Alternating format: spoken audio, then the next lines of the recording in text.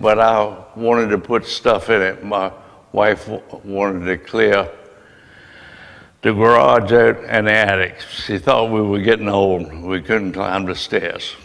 So that's the reason we bought it. I had a couple of neighbors that we did the floor.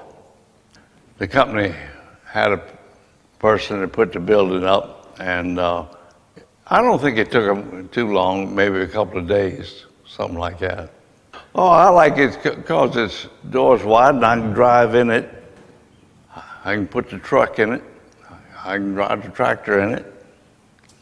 Put a work table down and we'll put bins in it. Yeah, I think it stays pretty cool in the summer. There's nothing wrong with the building.